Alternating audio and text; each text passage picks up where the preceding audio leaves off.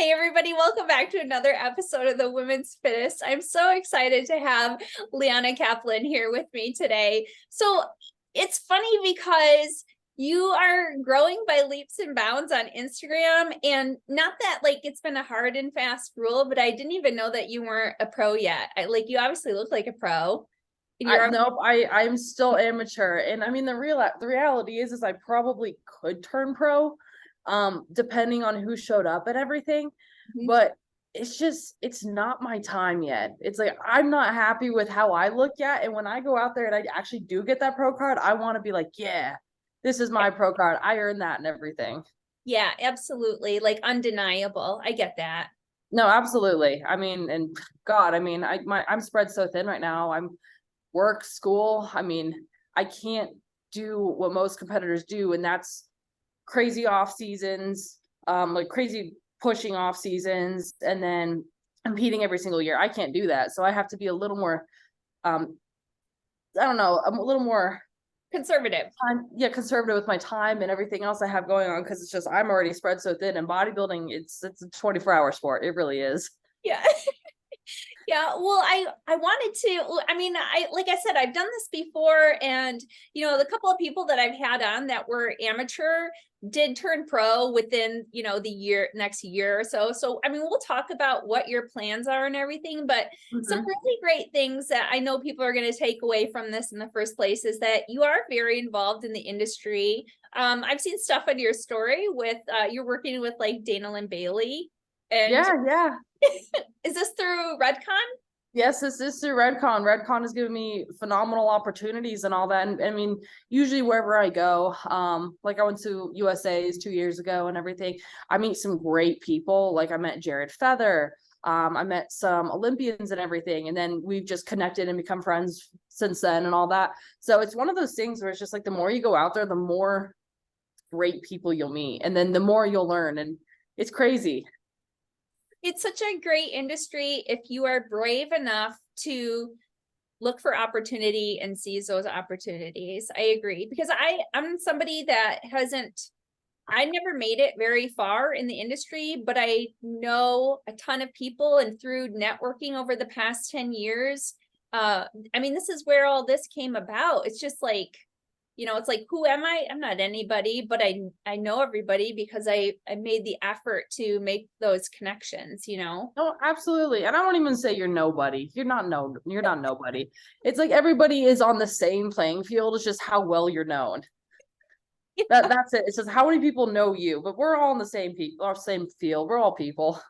Well, I think the camaraderie is, I mean, even if you've competed on some level or another, everybody has the same interests. We all love the sport. We've been following the sport. Something sparked it, and we're living the lifestyle to, like you were previously saying, whatever our ability is at that particular time. Absolutely. Yeah. And life has this crazy way of throwing things at us constantly, even in the worst times as well. It's like, oh, things are going great. And the next thing you know, boom, life. And the next thing you know, boom, life right again. So it's crazy. It ebbs and flows, but it moves forward, and that's all we can really ask for. Yeah. So I kind of want to switch up how I usually do this, but I just want to ask you some, fun questions, because I know your life is crazy. You're pre-med right now, is that correct? Yes. I'm in my master's. What is that looking like on a day-to-day basis, and how are you fitting in Oh gosh. bodybuilding? Oh dear. Okay. Monday, Wednesday, Friday, I wake up at 6 a.m. I get myself ready, and then I go to the lab and I do human dissection. Tuesdays and Thursdays, I get up at 5 a.m. for 7:30 in the morning class, and I am usually in school on both of those days until, well, except for Tuesdays, Thursdays. I'm in class until 2:30 Monday, Wednesday, Friday, and then Monday, Wednesday, I go right to work, and then Tuesdays, Thursdays, I'm in class until 6 p.m. So it's usually, when it comes to gym, it's like weekends or when people usually take off, that's when I go to the gym. And some weeks it's like I'm only lifting 4 days. Some days I can get my 5 days in. It's really just whenever I can get it in, I'll get it in. I mean, school is going to be always coming first. It's like my body's not going to be going for forever. I'm not going to be a bodybuilder for forever. But I mean, building here, that's going to be for forever. So that's my priority. I mean, I bring my meals with me everywhere, literally everywhere. It's like I have a massive backpack and it's just, they're all just in there. I've been known for eating in classes. Like some of my professors just know me as a girl who's eating in class. Yeah. Gosh, what else? I mean, Well, so what I'm curious about is I know a lot of people get into the medical field and like they're not like I know a lot of people, I've had a lot of clients who were like nurses and going down that path, and they get a lot of pushback from actually being healthy. Like, do you find that it's like, are you like weird to them because of being involved in the sport and being so, yeah. no, not at all. Because it's like, I mean, you could look at it on the other end too. It's like you could take like, let's say a doctor who's obese, it's like, well, you're a doctor. Why are you still obese? Or like, why are you a bodybuilder? And which is so unhealthy, but you're also in healthcare. I mean, you can take it on both sides or whatever. I mean, it's the same thing. And I mean, realistically, everybody has their fiends, everybody has their bad habits, their quirks and everything. And it's not our place to judge. And so you're gonna get I get people all the time that are like, well, why are you doing this when you could just be bodybuilding? It's like, well, bodybuilding isn't going to be for forever. And I mean, a lot of what I do actually does feed into bodybuilding because I don't really believe in like the hardcore bodybuilding aspect, like the Sam Solik type way, or like, let's just pull crazy, crazy, crazy drugs or whatnot. I'm more into like what's the science behind this? What's the mechanics behind this? What are things that I can do in like my lifestyle with like, I don't know, like my microbiome, or maybe even like my androgens or whatever that can improve this. So it's a slower step process, less quick gratification and everything, but it's smarter and healthier. And I can actually apply that to my education and everything. And like, there's a lot with education that's so wrong too. Like with, especially in medicine too. Like, I mean, you take like a nutritional label, for example, that's all based off like a 2000 calorie diet. Everything is based off this one spectrum, but there's so many people just going so many different ways that you just kind of have to explore, all right, what is this my way or whatnot, Yeah. Yeah, that's really interesting. So, yeah. I just was wondering if like, I mean, people thought it was weird, or I mean, I know too, you had said something on your Instagram, you get a lot of like things that I'm surprised still people like saying that you look masculine and like I'm like is trolling still a thing? I feel like that was so 5-10 years ago. Like what? Unfortunately, no matter what era we are, no matter who we are, there are going to be insecure people everywhere. And trolling is just insecurities coming into like their thumbs and just saying it out there. It's like if it makes you feel better to bring someone else down, why don't you take a look at yourself and see what you can do to improve yourself? I mean, words are only words until they're actions. A lot of people are gonna just talk smack because they can. I mean, freedom of speech, availability to social media and all that stuff. People are just gonna talk smack. But I mean, the really only words that you should take from people are the ones that you truly value. Because other than that, it's just, the same as like a dictionary, just words on a page.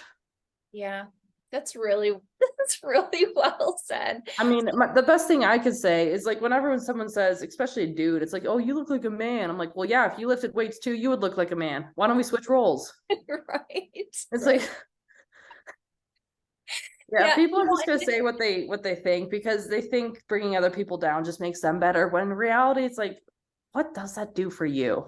Making someone feel like crap. Yeah. And you obviously can read people very well. The psychology behind it as somebody, what do they say? Hurt people. Hurt people. Exactly. Yeah. Yeah. I mean, you can't control what others do, but you can control how you react to it. So if you feed into it, yeah, they're gonna find joy in that. They're gonna, I don't know, they're just gonna be like, yeah, let's go. This is war. It's like, no, no, no, no, no, no. It's like, okay, whatever. It's Well, like ignore them like the homeless guy on the street holding the sign. That's the same thing. You just gotta ignore. Just don't draw attention. Just eyes forward.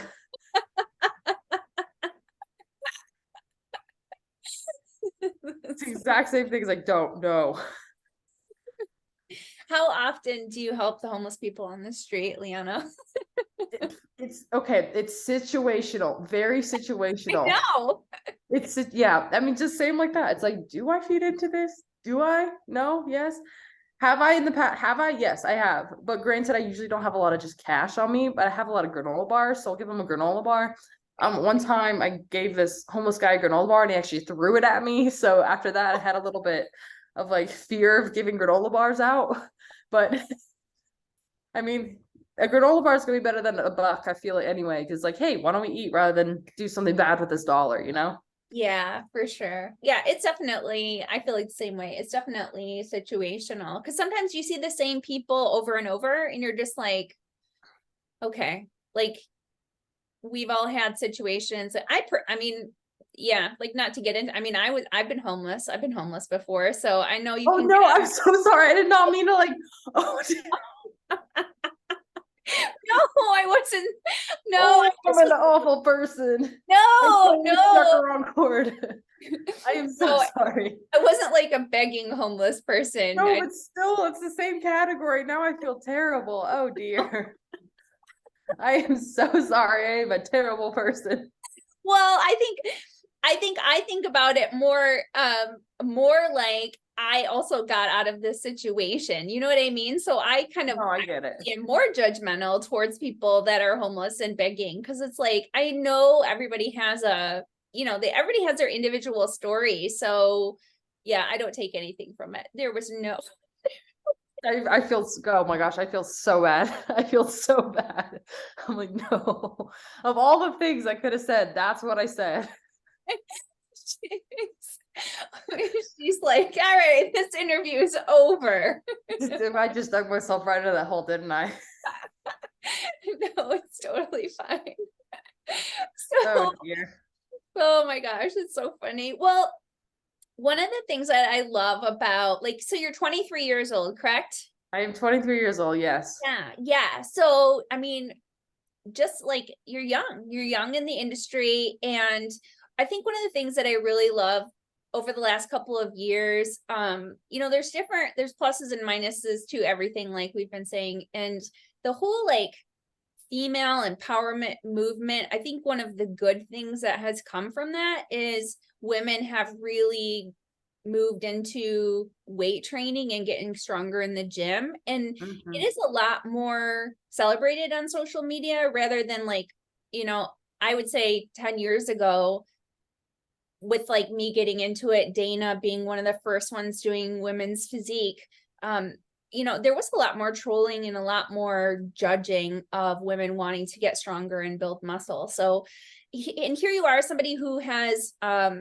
really thrived in a very short amount of time. So I want to talk a little bit about your journey and how you got there. And I also want to commend you because I feel like a lot of you are very, very smart about how you're looking at bodybuilding and a career and recognizing that bodybuilding probably shouldn't be your career. I think of like Marissa Andrews too. Like she's in dental school, things like that, where you're just like, what is my future going to look like?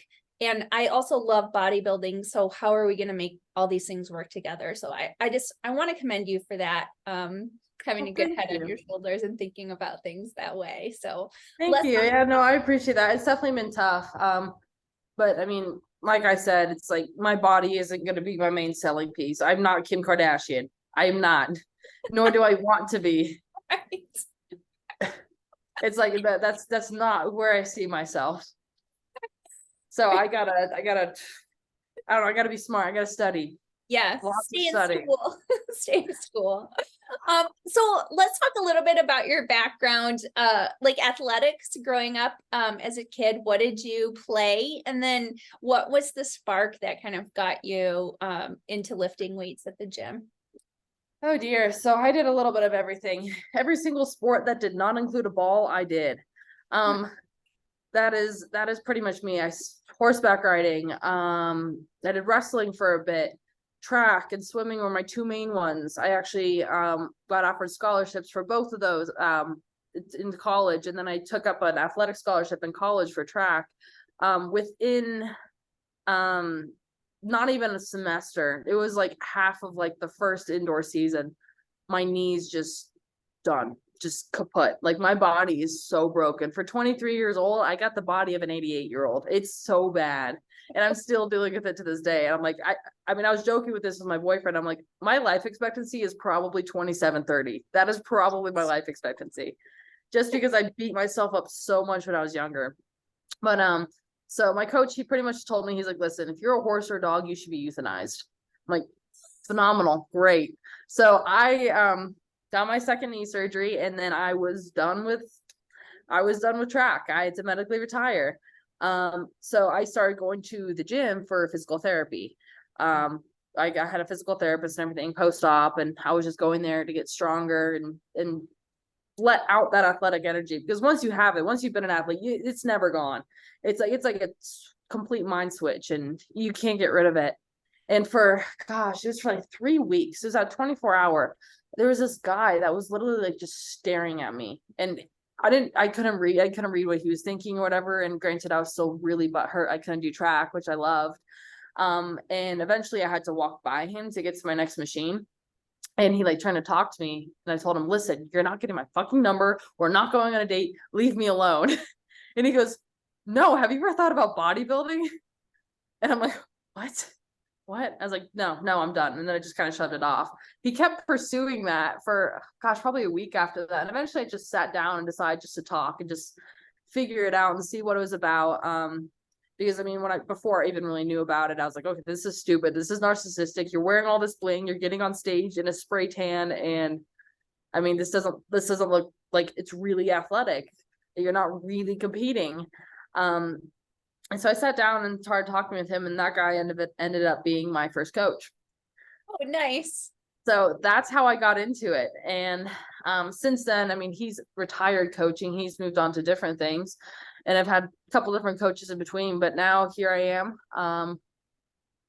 And just still bodybuilding, because it's been something that I love now, and my body can handle, because I can rest as needed. I don't need to necessarily worry too much about blowing out another knee, even though I still worry about that.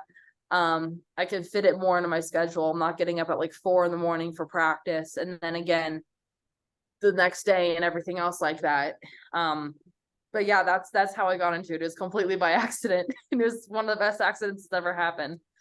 Don't you think it's kind of interesting how, like, we know in the sport that most people don't train more than 3 days in a row, right? Especially as you get more advanced, you need to have rest days, but we have kids training 5+ days in a row for sports in like high school and younger. You know what's actually really interesting is that's actually why I'm so injured, is because as my growth plates were still developing, I was doing 2 sports at once. I had morning swim practice, then I had school, then I had afternoon track practice, and I went back to swimming. And that was 5 days a week. So this is as I was still developing and everything. So then as everything started fusing and everything was out of alignment. Everything was messed up completely, because I never actually properly recovered. I never let my growth plate settle properly and everything. And so here I am now, a full-blown adult. Everything is, I guess, developed. And except for my frontal lobe, that's not there yet. And 2 more years. And then I'm still dealing with those consequences of just not doing it effectively as a growing child. So that's which is crazy to me, and I'm very unfortunate, but they don't tell you these things. Yeah.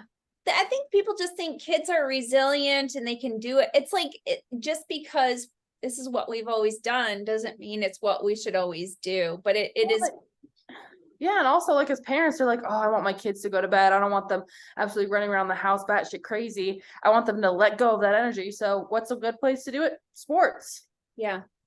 Yeah. And I mean, the lack of sleep too, when you're in sports like that, it's a whole other discussion just about like school and how much time they should really be in school and how much is really necessary in order to learn stuff. I mean, this is why, like, I think homeschooling is great, because most of the people I know who homeschool, like, they're done by noon with their kids learning, and they learn it's much more, it's much more one-on-one, it's much more concise. And then this, the second half of the day is all the extracurricular type stuff. So you can get it in an 8-hour day rather than going to school for 8 hours. And like you said, I was a swimmer too. So yeah, we had morning swim practice, and then afternoon it was 3 o'clock sharp. You're in the pool until 6 p.m. And then you still had to go home and do your homework. Like I remember falling asleep in my history book so many times because I was just like, oh, like this is terrible. I cannot do this. I'm learning about old white dead people who I don't need to know about ever again. Right. Yeah. And you're like, oh, I read it. I didn't comprehend anything, but I read it, God, it reminds me of this one meme. I've seen it. You've probably seen it. It's just like, it's this child and he has this book out in front of his desk and he's just, that's how I feel all the time. Just trying to shovel information in my brain. That's what that reminds me of. It's funny. Yeah, it's ridiculous. So there's a lot of, like I said, where do you even begin to start changing these things? Except like people that can homeschool, I think they're figuring out their own remedy. They're just like, okay, the government doesn't really know how this is best done. So yeah, and unfortunately, it's also just like a societal like thing as well too. Yeah, it's like you got all this like these moms in a like Mercedes driving to soccer practice. It's like, oh well, my kid goes to this school. Oh well, my kid goes to this school, and it's like next thing you know, it's like okay, so like my kid's on the football team, my kid's doing this, my kid's doing that. It's like, okay, and is it good for your kid? Do you know that? Yeah.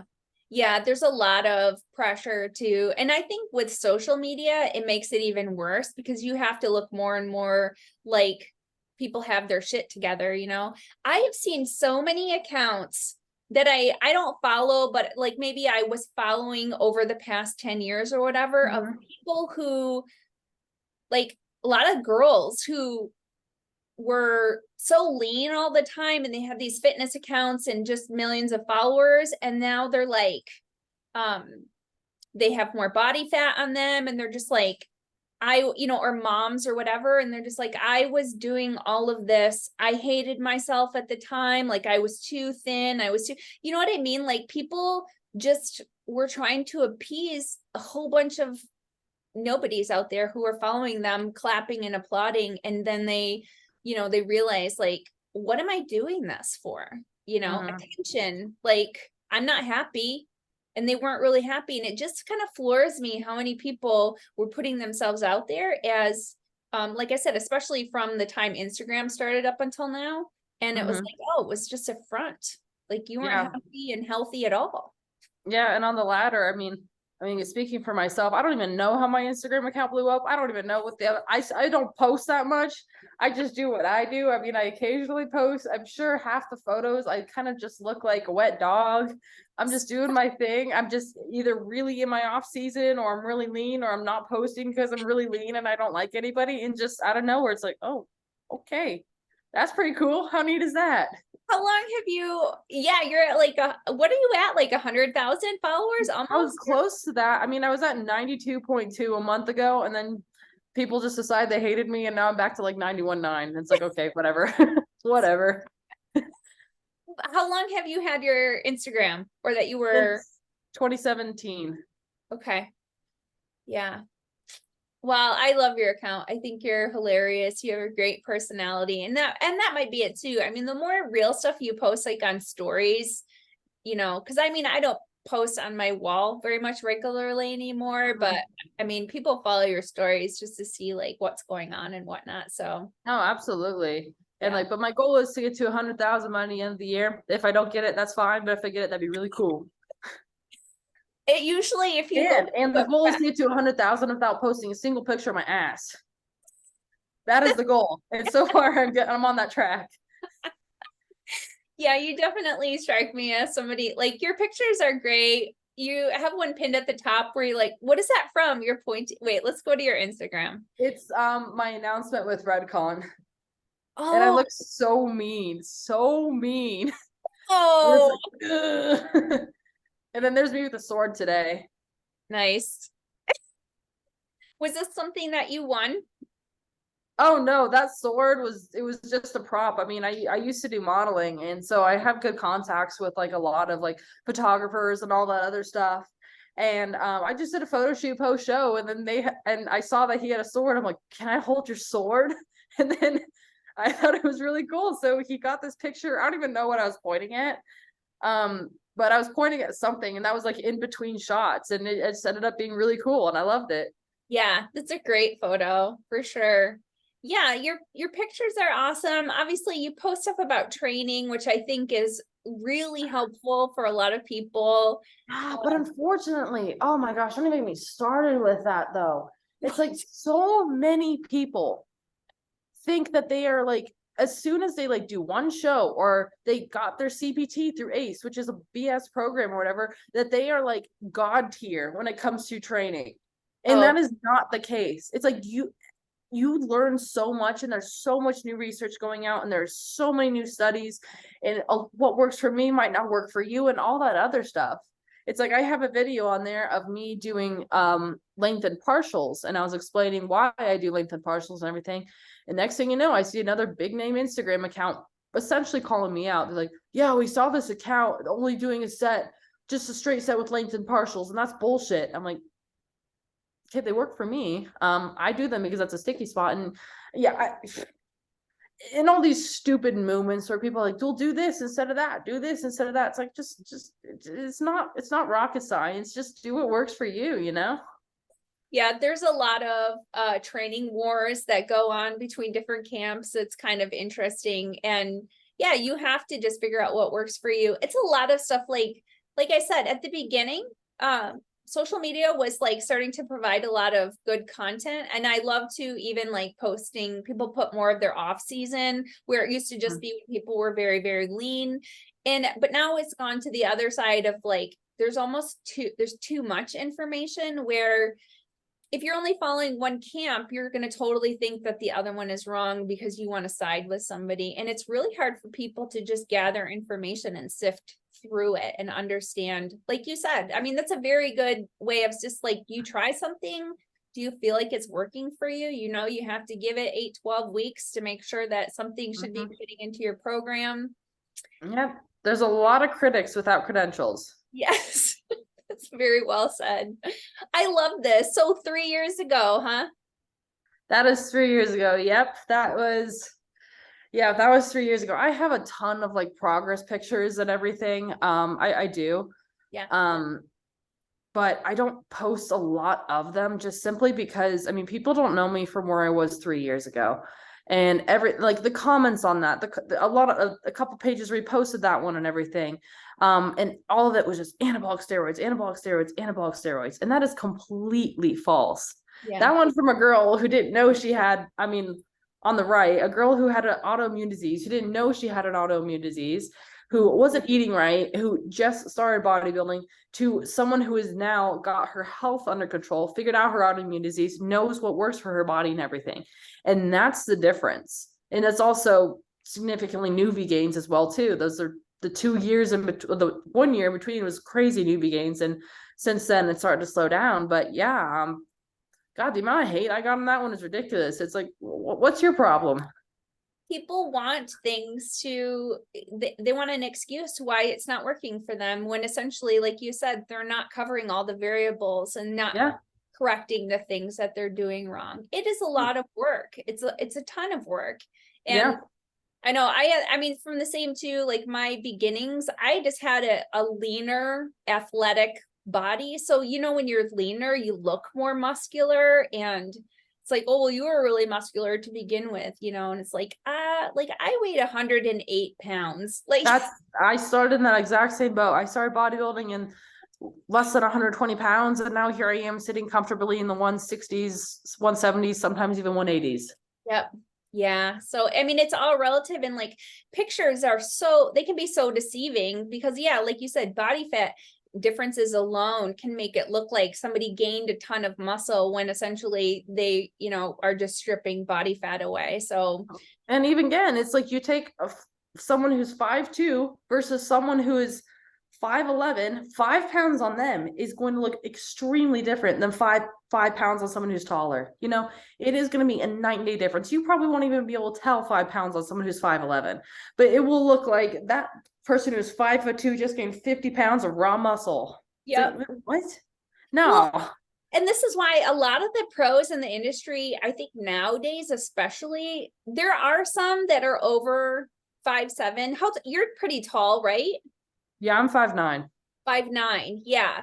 So you get a lot of the pros that are, I mean, 5'4" is almost the tallest. So you get somebody who's 4 feet tall, or 4 feet tall, 5 feet tall, they're gonna be like, yeah, like you said, it's pretty easy for them to be a natural or near natural athlete because that little bit of muscle just looks like tons on such a small frame. Yeah, actually, if you look on my Instagram, I have a picture standing next to Derek Lungford and Kai Green. Both of those, you could just scroll if you scroll down. I think Derek Lungford is gonna be the closest one. Yeah, huge, but he's 40. Yeah, right there. There's Derek Lungford. He just went right past him. A little up, a little more. Here we go. Yes. Yes. Yeah. That's the size difference. You could just tell. I mean, and that's just for a size comparison. It's like, I'm going to look a lot smaller. Yeah. And next to him. And then his girlfriend is about up to here. So she's exactly. Like, you know, so she's going to look way, you know, it's going to take very little muscle to make her look very, very muscular. So exactly. Yeah, so it's all a size thing. And like, look at Sean Clarita. How tall is he? He's like 5'4", 5'5". Yeah, or less. No. He's like 5'2" or 5'3".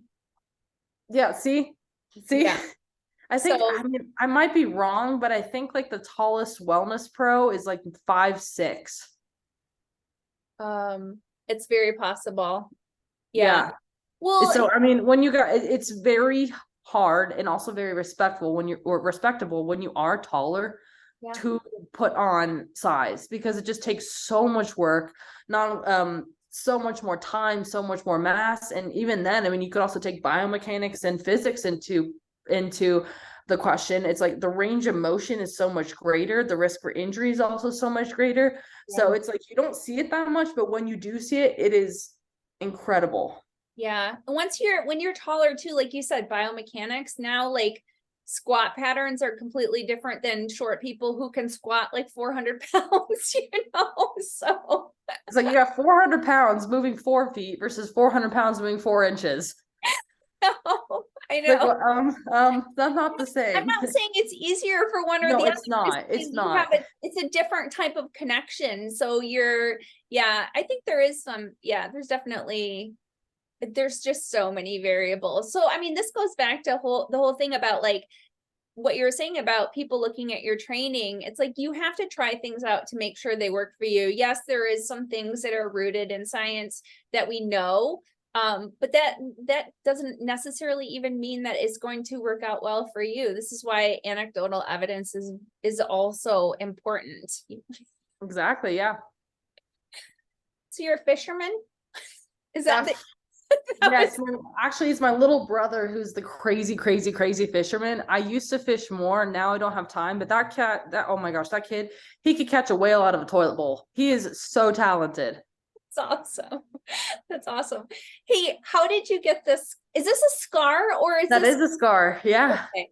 It's freaking cool. Thank you. Yeah, people think I mean, people think I shave my eyebrow. I don't shave my eyebrow, but I used to hide it. Like I used to like use like eyebrow filler and everything. But since then, now I just like clean it up. If there's like hairs around the way or whatever, it's like, I just like, just trim it up and everything. But how I got that scar is I was 3 years old. My PJs were too long. I was jumping around like a crazy 3-year-old, and I smacked my head on my windowsill, split it open from like here to here. Yeah. And so since then the hair has never grown back. And honestly, that eyebrow is so sensitive to the touch. It's like if I get like just lightly tapped and that's like, oof. So I mean, I don't have any like scars on the skin, because I mean, skin just over time goes and everything. But that scars, it's always going to be there. Yeah, the hair wouldn't grow back. I thought it was really neat. I was like, oh, like people shave, they shave in their eyebrow like all the time. And I was like, people who do Yeah, that. it's like, show me a razor that can get that thin too. I dare you. Show me. Yeah, I think it looks really cool. This is just an odd sidebar, but do you know who Isabel Brown is? Like I think that's what her name is the Isabel Brown. She's a commentator for she's like a kind of Republican commentator. You really look Oh like yeah, I've seen her before. I've seen her before. you have a similar confident sound to your tone as well. I think that's really funny. Anyways, I was like, do you know who that is? No, she's cool. Yeah, no, she's totally cool. Yeah, she is. And I think you guys are, she might be a couple of years older than you, but Yeah, I'm not sure. Oh anyway, yeah, that's a good picture where you can see the scar better. Your mouse is on it. yes, right here. Yes. So let's talk about let's see. When did you first get into bodybuilding then with this first coach, and how long were you training before you stepped on stage? It was way too quick. It was way too quick. And I mean, now that I know more, I realize that this guy, it was not the best coaching situation, but we got through it and we're better off now. It was about, not even a year. And then he wanted me to do my first show. And then 5 weeks out from my first show, I actually had to get emergency surgery on my hand. So this hand has had 4 hand reconstructive surgeries. I don't know if you can see the scar, but it goes like, yeah. So I broke my hand not like 9 months prior to the surgery. I didn't know it was broken. So I was like, oh, I just have a sprained wrist, whatever. Trained for 9 months with a broken hand. And then I woke up with my hand like this. Oh Turns no. out all the bone died in my hand because it lost all blood supply and everything. So I had to get emergency surgery. So for 5 weeks after my first show, I had to pull out. Then it was about a year, and then I did my first show. It did not go well because I looked really good for first show 3 weeks out, and then shit hit the fan. And that was after that show. That's when I found out I had an autoimmune disease, and so none of us knew how to handle it or whatever. And so after that show, that's when I was like, okay, I have this going on. This is why things didn't go well. And so I decided to work with a different coach. Well, that different coach was awful. Wait, hold on 1 second. What year was that that guy first tried to convince you in the gym? 20 end of 2018. I started working with him 2019. Okay. And then what was going on? Like you said about 5 weeks out that you found out you had your autoimmune. Like what wasn't working for you? Like you weren't losing weight because of the diet, or you just everything crashed. So I have Hashimoto's disease, which means my thyroid does not work at all. Okay. So I have to take my thyroid is only 20% functional. So I was dieting, I was losing weight and all that other stuff. And then next thing you know, it's like TSH is elevated, thyroid stimulating hormone. My metabolism crashed and everything. And no matter what we did, we couldn't get it back up. Okay. So I didn't know I had Hashimoto's disease until afterwards, when I just was like, why do I still feel awful? Like god awful. Yeah. And so then they figured out, oh, well, your thyroid doesn't work. So then I started working with someone who was different, a little bit more osteopathic, to get it working. And it ended up being the worst situation ever. Like that guy, he pulled me from all my meds because he thought it was going to do better for me. And then it was actually worse for me altogether. Like I was down bad. Yeah. And so then I started working with, in between that. So I've actually prepped for, 1, 2, 3. I've prepped for 4 or 5 shows. I've only competed twice because I have to pull out so many times for health reasons. Most of those, 2 being orthopedic and the rest just being because my thyroid is crapping out, because I have to be very careful with that. Very careful. But yeah, so I've been in and out of prep all the time, and it's just like, okay, whatever. But yeah, competed twice so far. 2 times have been good. Still not ready yet to do for my physique to be a pro level physique yet, but it's getting there. Yeah, yeah, absolutely. So do you have a timeline? It seems like your off season right now is focused quite on medicine. What field are you going into? I am unsure right now. I mean, I do want to work more in like the orthopedics and everything. I wanted to be a surgeon, but because of my hand, I'm disqualified from surgeries. Because I have carpal tunnel. And Yeah, it just doesn't work the same. I get velociraptor hand, so my hand will like curl up like that. So it's not safe or whatever. yeah, I'm thinking more right now getting my doctorate in either physical therapy, chiropractics, or doctor in osteopathic medicine okay. because I don't believe in big pharma. Yeah, Um, so that's what I'm more leaning towards, but I don't have my heart set on anything at this time. All I know is I don't want to, you know, just do the same stuff every single day. I want every day to be a little bit of an adventure, if yeah, that makes sense. yeah. No, it does make sense. So what's the plan moving forward? So you're still doing stuff with like Redcon and you're in your off season.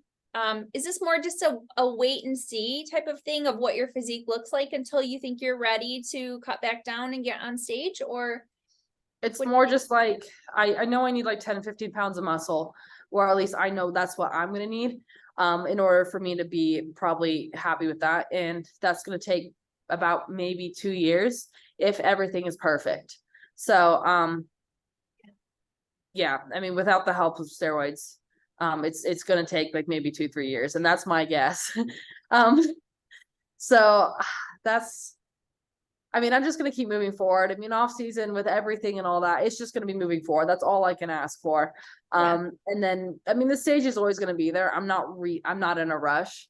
Um, so yeah, it's just doing all the things that life has to offer, just getting better, a little bit every single day, and then yeah, we'll just see. I'm not gonna put my hopes up too high because that leaves room for disappointment if things don't go great. So we're just gonna enjoy the process, and that's also something I've got to work on is enjoying the process instead of not being where I want to be immediately. So yeah. that's the goal for this off season. Enjoy the process. I do love that. Well, I mean, when your life has so many things that you're working towards, Mhm. then you know, it is a wild card. And so it's a lot harder to follow a plan than like somebody who, like you said, has bodybuilding be their whole life. But if bodybuilding is your whole life, then you don't have a plan A, let's say, or a I plan mean, that you don't have a life. yeah. Yeah. I mean, you have a great hobby that makes up your life, but it's not your life. Yes. Because I mean, the best way that I'm trying to also work with on myself is bodybuilding is not my identity. Mm. It's something I do, but I'm not me because I'm a bodybuilder. It's just something I like to do and all that. And that's something I want to work on is to identify less with my muscles and more just like who I am as a person, if that makes sense. You know, it's so funny because I just earlier today I saw this girl give her it was a graduation speech. Uh-huh. You know, whatever she's like valedictorian or whatever. And she like was talking about that, about being a human being versus a human doing. And she said because she had gotten injured, she had gotten her scholarship and or her identity as an athlete taken away from her. And she Mm-hmm. said it made me think about what I want people to know me as and how I want to be described. And she said, when we're graduating from college, it's like, oh, I'm an engineer or I'm a teacher or I'm a social worker. And she's like, you know, but I like to say like, oh, you're a problem solver. You're like someone who has seen a problem with society and wants to fix that. And she said, I like to identify people with characteristics that define them, not, you know, what their vocation is or something like that. Yeah, So not something superficial. yeah. Yeah, that changes. That can change at the drop of a hat, you know? And that's totally fine. Yeah. Yeah. That's totally fine. Live by it. I mean, don't be disappointed by it. I mean, like we were talking about way earlier, life has this crazy way of just boom changes or boom problems. And I Yeah. mean, if you take life is gonna throw things at you constantly. That's just how it is. But it's how you react to it is gonna be the important thing. It's like, am I gonna let this be the demise of me, or am I gonna improve and overpower it and make myself better from it? Yeah. And like you said, figure out what your path is, because this obstacle skirted you in a different direction, rather than focusing on that this freaking obstacle skirted you in a different direction, you know? I So, like that, skirted you. I'm gonna use that now. I've been skirted today. I'm gonna use that now. I have been skirted today. It's a skirting kind of day. That's great. I love it. I love it. I feel like I just dated myself.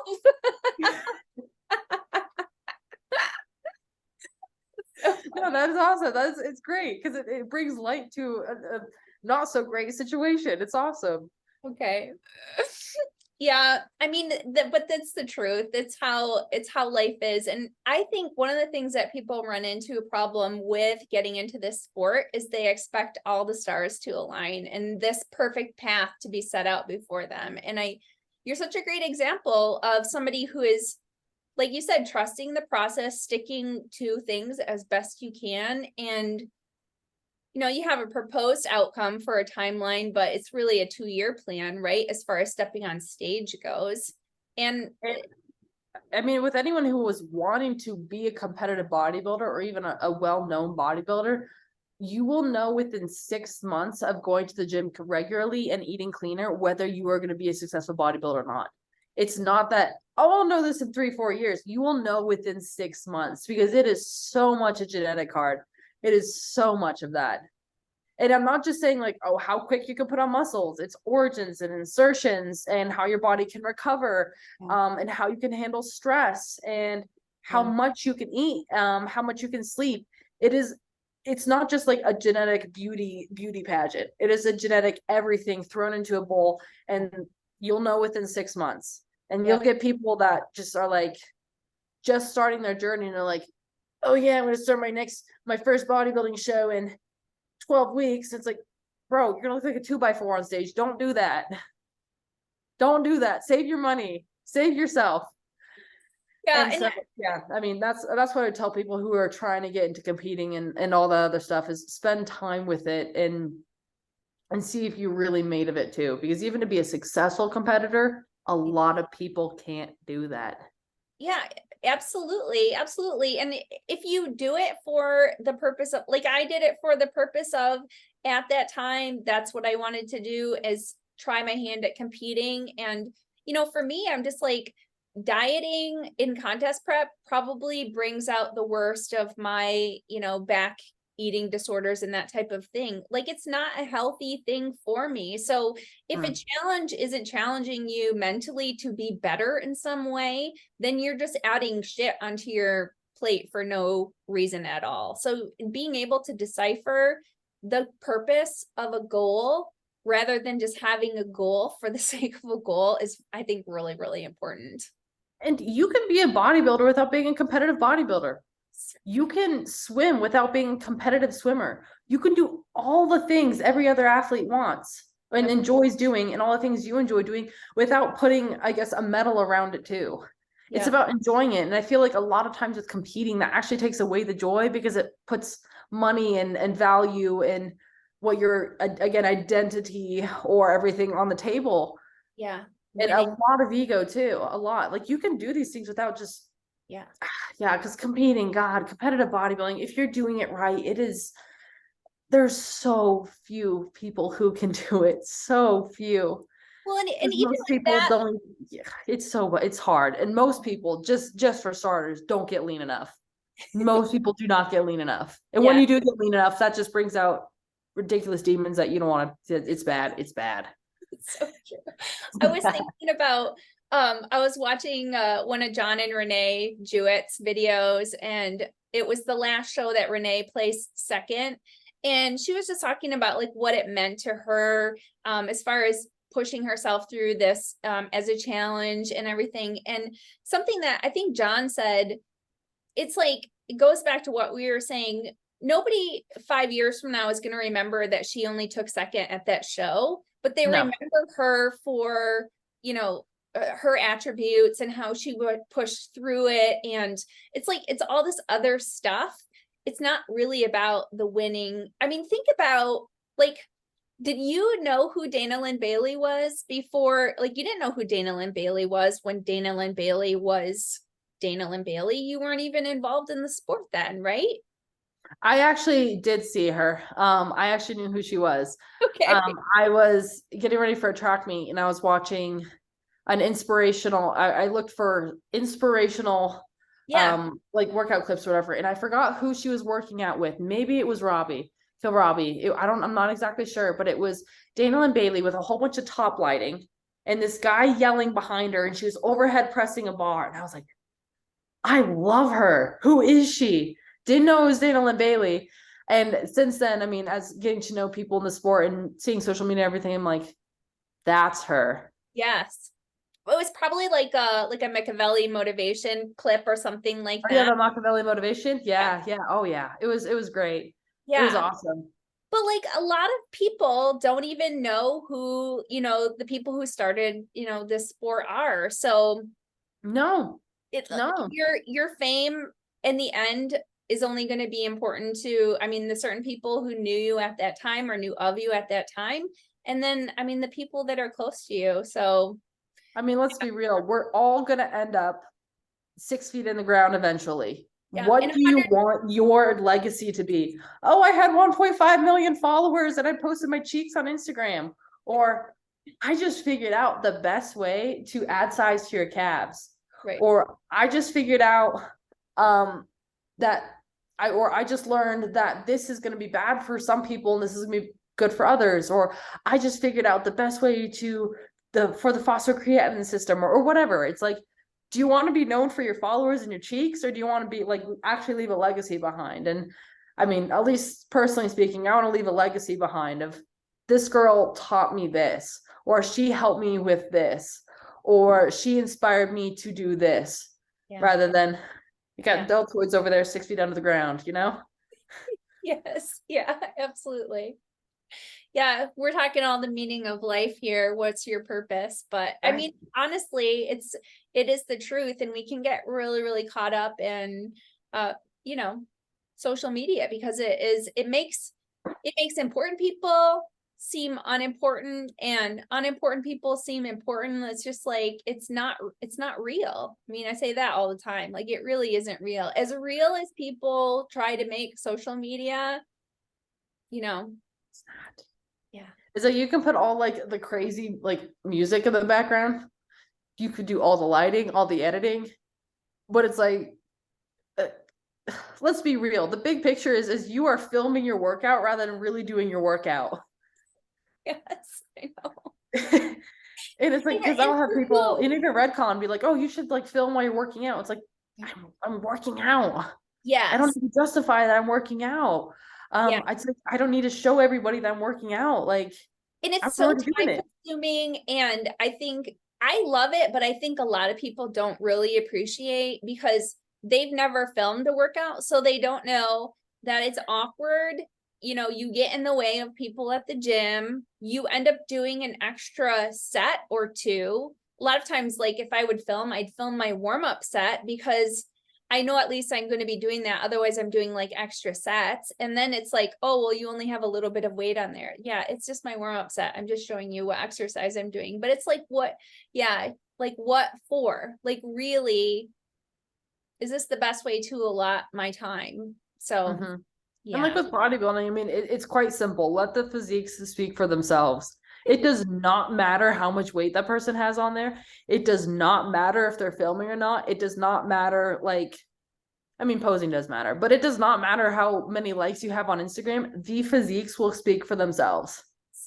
I love that you had talked about the genetics to it too, because it's like, I know that there are some people in the industry who are able to be a little bit more lax about how they do their prep, but for the most part, these are people that are having a groundhog day every single day, day after day after day, in Mhm. order to achieve that Olympia Yeah, physique. and also, I mean, some people, I mean, metabolisms are quite different. Recovery is quite different for everybody. The more you prep, the more preps you do, the better you're going to get throughout it.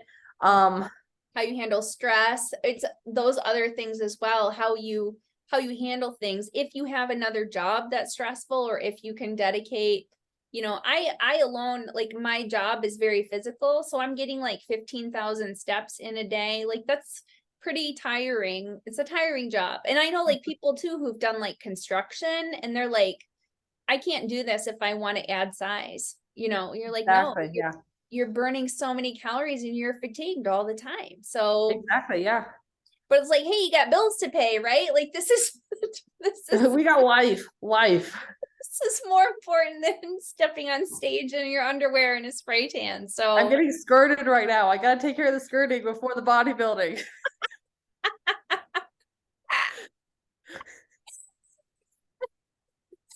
you could get you a shirt that says "Life skirted me." I would so wear that. I would sew that life skirting. That is amazing.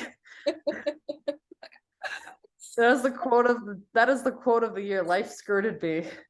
It'll be my new tagline. Usually I end the podcast with "healthy looks different on everybody," but I'm just gonna be like, "Life skirted me." Like,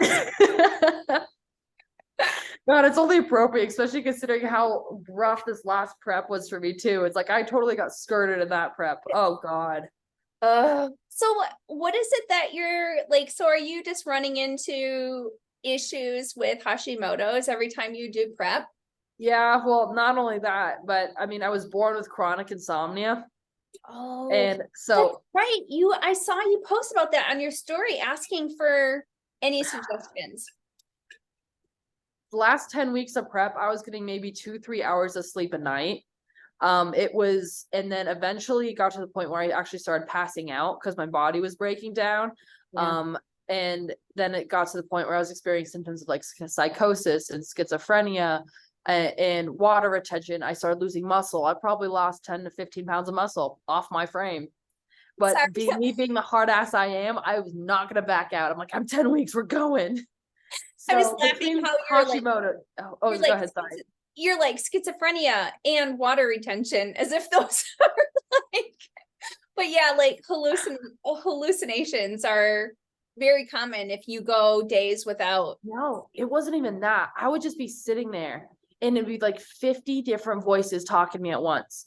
And I probably shouldn't say this because everyone's gonna be like, oh, this is why you shouldn't do bodybuilding. But I'm gonna say it. There's a solid 4 or 5 weeks. I don't remember anything. Nothing. I don't remember what I was doing. I couldn't tell you what I ate. I couldn't tell you if I worked out that day. Nothing.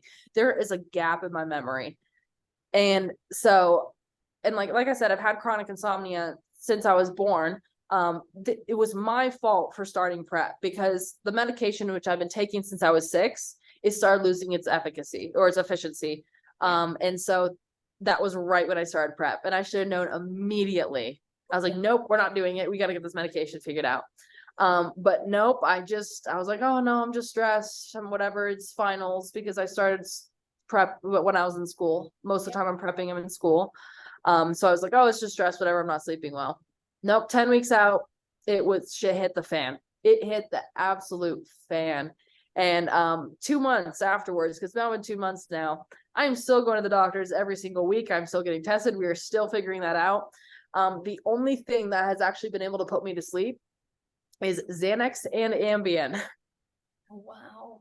So it's like it was, and this is not something we could have predicted. This is not something that could have really necessarily been prevented unless we pulled out, because prep insomnia is a thing, but insomnia on top of prep insomnia, and it's a recipe for disaster. Yeah. So I'm between Hashimoto's and that, not fun. Do not recommend it. Well, I mean, we'll have to see, like it's important to think about, like, you have to take into consideration all these aspects and if it's even worth it in the long run. You know what I mean? You have a vocation that you're headed down, you're involved in the industry, you're a prominent figure on social media. You're getting to do things and meet people, and you're still getting to train and eat and do the things that you love.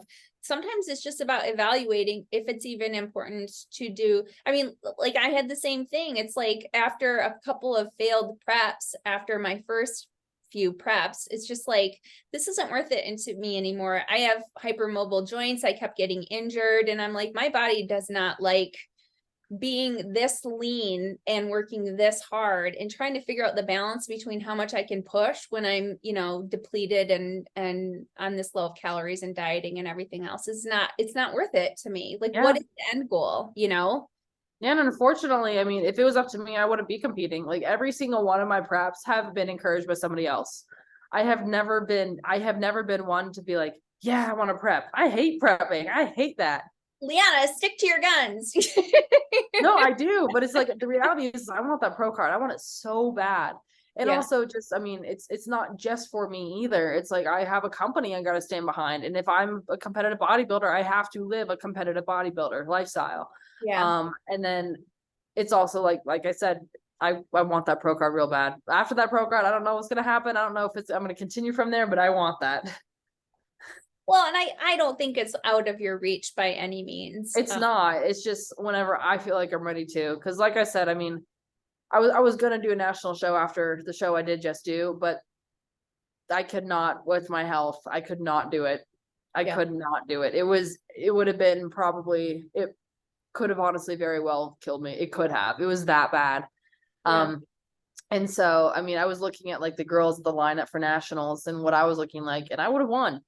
Yeah. If I pushed on for 2 more weeks, I would have won. If I went to North Americans, I would have won. Were you planning on competing in figure or women's physique? I did women's physique by a joke. I signed up 24 hours the night before. I just want to do it because I hate the heels. I'm a figure competitor 100%. Okay. Yeah, I know a lot of people struggle with the heels that's why I did not do. Well, I just love physique because they have a routine. You don't just have to do the quarter turns and everything. It's like I hate that.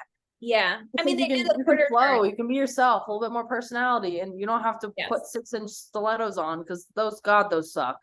Especially when you don't have any fat on your feet. Very painful. It's like you're walking on bones and stilettos, and that is not a great combo. I'm trying to think that Latoria Watts had, I think she mentioned a particular shoe. I interviewed her. It was probably been like 3 years ago now, but she had a particular shoe that she talks about that's like very comfortable. I know exactly what you're talking about, but I also have a problem with that. What? The size of my feet are ridiculous. Like, no, like most boyfriends worry about their girlfriends stealing their hoodies. My boyfriend has to be worried about me stealing his shoes. So I have to get my heels custom made. Oh, because of how big my feet are. And that's from swimming. Like I got big hands and I got big feet from swimming. Oh, yeah. You know what? It's funny because I have huge hands too. And my mom would always say that to me. She's like, that's why you were a good swimmer, because you had paddles. Exactly. I mean, look at Michael Phelps. He's got some massive ass hands and he's got some massive feet. And these like the physiological and genetic things that come into play too. Paddles, just like bodybuilding. Yeah. Paddles and flippers. What event did you swim?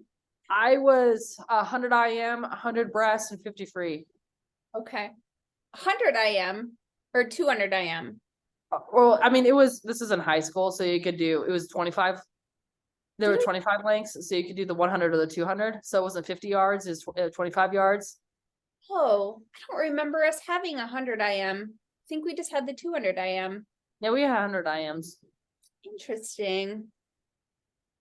Very cool. But yeah, I mean, I was a great breaststroker. Hated butterfly with everything. I'm pretty good at back. Freestyle was just boring to me. Yeah. It is fun. If people know about swimming, there's a lot of variety in swimming. Oh, it is. It's fun though. Yeah. And track too. What did you run in track? I was a sprinter, a hurdler, and a long jumper. So I never ran anything over 200 because anything over that was just god awful. I just knew how to run really fast and turn left or jump really long into the sand pit. You strike me as a hurdler. They're all a little bit crazy. A little batshit crazy. Yep, we all are.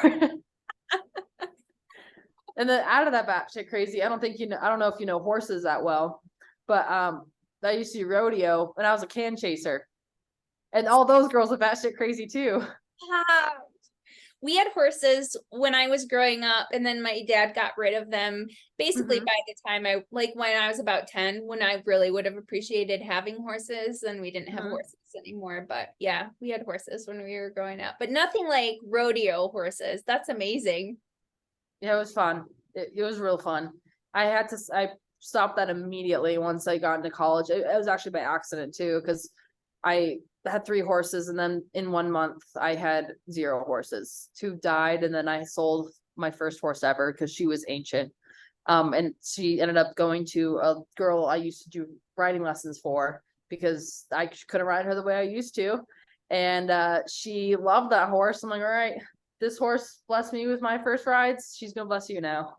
Aw, that's awesome. That's horrible that the other two died. What, just ate? Yeah. No, they were rescued together. So they were both rescue cases, and one of them died from colic, and the other one died 2 weeks later from depression and malnourishment because he wouldn't eat. Yeah. There, oh my gosh, it's really tough. Like, well, part of the reason that my dad got rid of the horses is because like they don't really do anything. So they just eat a lot and you have to take care of them. And so, I mean, when you're on a farm, you tend to have animals that produce something. So yeah, Yeah, horses are expensive. costly pet. It's a very costly pet. It is a very costly pet. Yes. Unless it's bringing money in, it's taking all your money. Yes. They do. They eat because they eat so much. They do, and if you want to get them the good stuff, that's even more expensive. Yeah. Yeah, absolutely. So that's very Horses are great. I miss them. I definitely will have them again someday, but just right now, I don't have the finances, the space, the time, or anything. But horses are in the future. They absolutely are. Where are you in Colorado? Is that where you live? Mm-hmm. Is this where you grew up? Mm-hmm. Yeah. My Nice. entire life. Nice. Yeah, it's great here. It's great, but also it's not. It's kind of turning into California 2.0 a little bit, which I'm not a huge fan of. Yeah, that's interesting. You getting a lot of people moving in? Yeah. It's Are like, you don't come here. are you Don't. are you a What blue was that? are you a blue state or a red state? I don't even know. Okay. I don't even know. All I know is I just don't tolerate a lot and a lot of people. Especially the people coming in, I'm like, what? You're like, don't It's like take my you can country. tell you can tell who's from Colorado and who's not at this point, just by like having like conversations or just looking at people. Okay. It's sad. It's really sad. Well, I mean, I think that people are looking for something that's a little bit more country, but yeah, that's what happens when you get people who are city moving into something that's a little bit more country. And Not country. Not country. you're like, this is my rodeo. No, it's not even that. It's just you got all these people just like these city children listening to like country music and like driving around their trucks and wearing cowboy boots that don't have any scuff marks on them and all this stuff thinking that they're like all this like redneck blue collar. It's like you've never even seen horse shit in your life. What are you talking about? Yeah. Yeah. Well, I think it's really hard now for people to even be country because we're like doing away with it, you know? So It is. It's really sad because the real real farming farm- industry is actually going down, and now it's becoming into like all GMO production and everything. And so, it is sad to see the real farming industries be going down. yeah, yeah, for sure. I know I grew up on a farm and yeah, I mean the things that I've seen. So you know how it is. You know. I know it's so funny because people are like, "Oh, like a farm, like that's so great," and you're like No. so much death and destruction. It is dirt everywhere. There's not a clean surface in sight. No, that's yeah, that's absolutely true. Like shit on everything, you know, you just yeah.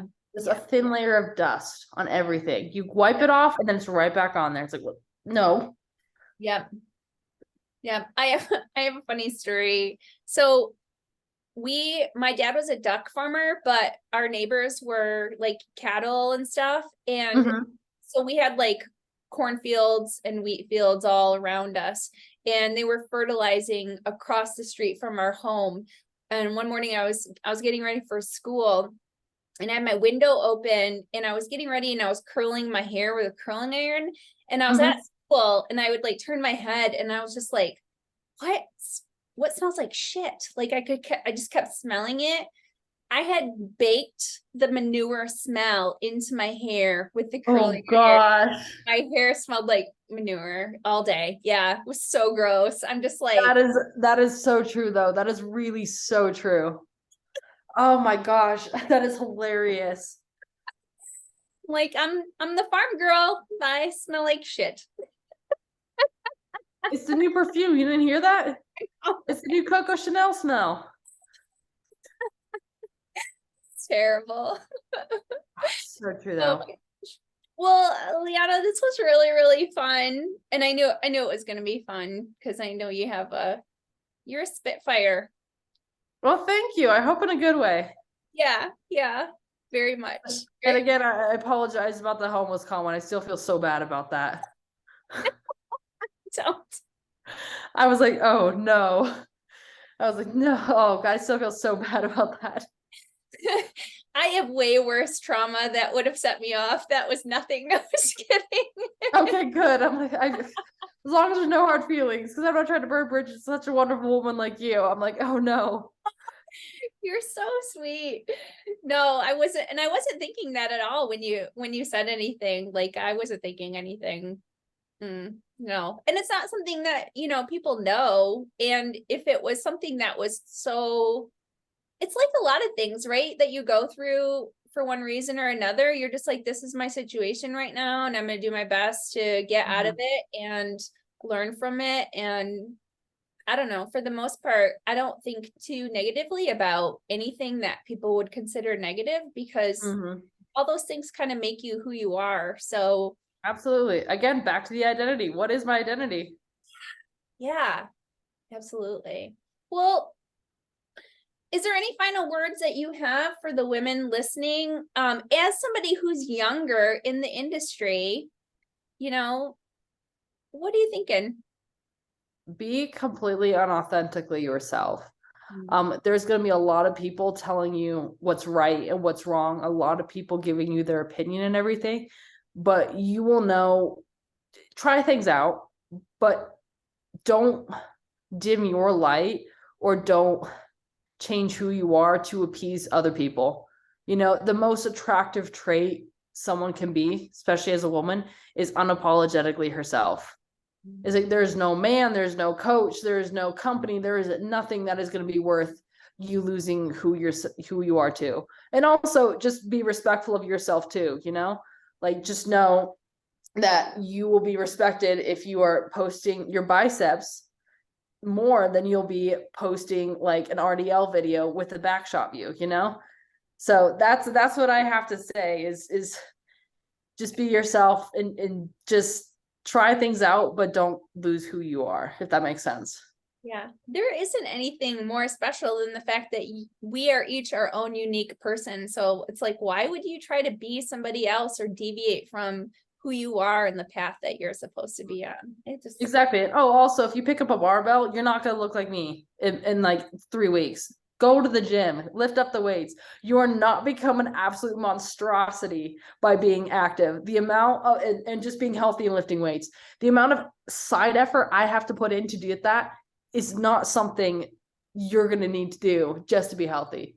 yeah. So don't be scared about putting on muscle. That's another thing. So I'm not going to accidentally look like you. You're not no, not by accident, no. And even on purpose, you won't look like me because genetics. Yes, exactly. I know I say this all the time. Like you can give the same 10 people the same 10 tools and they're going to build 10 different things because, Exactly. material is different. Their ideas are different. Everything is different. I mean, genetically, we are all 99.9% the same, but that less than 1% makes up everything. Yeah. Everything. all the uniqueness. It's all- Exactly. yeah, I love it. Well, you're very unique and I love it. I love it. Well, thank you. I appreciate it. I appreciate you having me on, and maybe we can I would hope to do this again. This would be great. Yeah, I would love to. If you invite people again or whatever in like X amount of years or whatnot. Yeah, I think that I'm going to be getting more into doing groups, and I love just talking about topics. And so yeah, and I will invite, people that have been on in the past to come back and share their opinions on a lot of fun topics. I think I love having little group chats, chick chats type That's stuff. awesome. Yeah. You know what? That might be cool if you do live stream chick chit chats too. Do a live stream like on YouTube or something. Yeah, something like that. That'd be cool. I think If people could throw in questions or comments or whatever. yeah, I think having people do questions is always fun. It's tough, like maybe do you get more questions about like from guys or from females on your social media? The amount of fetish questions I get is ridiculous. Yeah. That's why I tend to try to just come up with topics on my own that will then cover things, because otherwise you just get like, I know even like YouTube is not something that I'm really trying to promote, because I want people to listen to the podcast on the podcasting platforms. And on the YouTube channels, like guys are like, I've had people who are like, I watched this whole thing and nobody flexed or anything. And I'm like, yeah, this isn't This isn't the gun show. You come to the wrong place. that's right. This is behind the gun show. Yes. It's like, oh, they're real people. That's what I want to talk about. I want to see how your brain works. I want to hear your story. I want your, your opinion, or if you have evidence behind something. Like, you can wax your carrot elsewhere. This is the real.